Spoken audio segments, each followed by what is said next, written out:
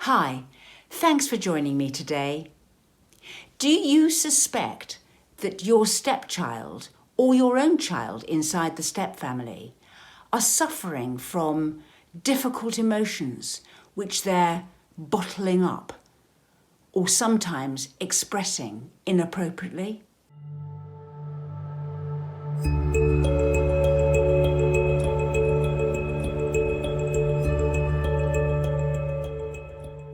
I post once a week, so subscribe to my channel and hit the notification bell and I'll let you know every time I post.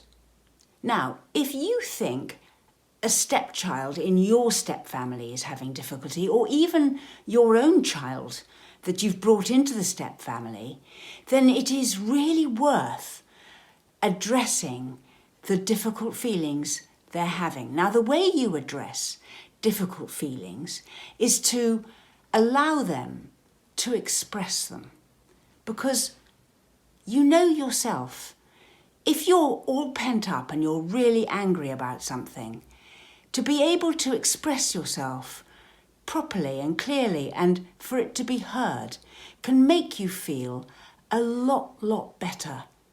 It can also help you process the difficult feelings so you can put them into context and put them into perspective.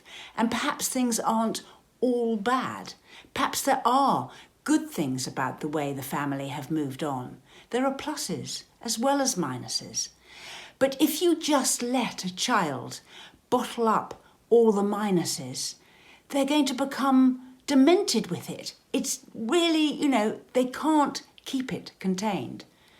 So then you have difficult behaviour. And you do. In a step family, it's more likely you experience challenging behaviour from children than in other family types. So this isn't a nothing. And as a step parent, it is worth thinking about helping the children in your care to express their difficult feelings. Now, some step parents find it very difficult when something crops up and a stepchild says, "I wish my mum and dad were still together," because things have moved on and you don't want them to say that. You want them to say, "Oh, it's much better in the family now because you've arrived and the family's beginning to work again," which it might be.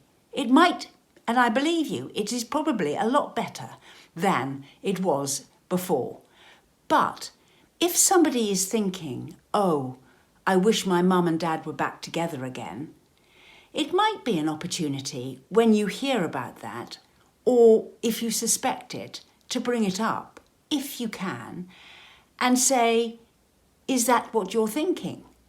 And help them to express it and help them to process it. Because if you can do that, you can help them move on. And that's a huge gift for them. But they won't mention it for fear of offending you. And then it keeps and stays bottled up to come out at a later date or a later time. So, how do you help a child express and process their emotions? Well, get them to express it. Say what it is that they'd want. And then just be the listening post and ask them to talk about that. You can use some helpful sort of add-on questions. It's like you're listening to somebody and you just go, uh-huh, uh-huh.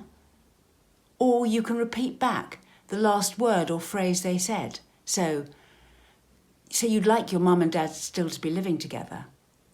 And if you can contain what you're thinking, just while you get them to express it, they will feel so much better for having been able to tell you. It's the same at a meeting.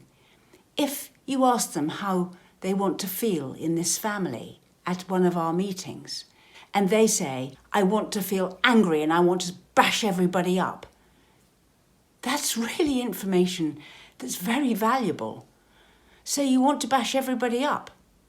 Can you tell me more? Well, I just do.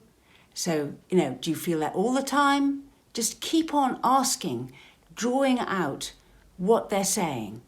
Things like, and, yeah, I'm listening, and what else? Anything else?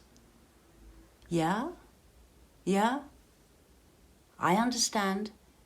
And repeat back to them some of the things, so you're summarising and saying, because you'd really rather live in the place that you lived before than now. Is that what you're saying? And what is it you liked about the place before? And what are you really feeling? Just get them to tell you as much as you can and leave it at that. You don't have to say anything. You don't have to comment. You don't have to say, well, I think it's, the life you had before was not very good at all and it's bound to be much better now. Don't even go there.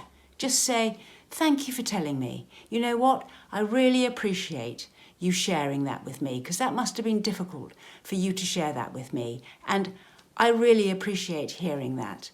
Even though you might think that it's difficult for me, I would rather know it than not. So thank you for telling me. Now, of course, there are degrees with this. And, if they're having true, serious difficulty with this, then you need to see a therapist or get some professional help in. I'm not trying to suggest you take the role of a professional in this. But so many times, stepchildren have to bottle up what they're feeling. And that is so, so difficult for them. So difficult. And if you can do a little bit towards helping them release some of that anger or sadness or confusion, then you're giving them, that little person, a huge, huge helping hand to help them process what they're thinking and get it out. And so they can then move on. And that in turn is an advantage for you. We run workshops, sessions, an email response service, and we write booklets. You can find links to our social media and website in the description box below.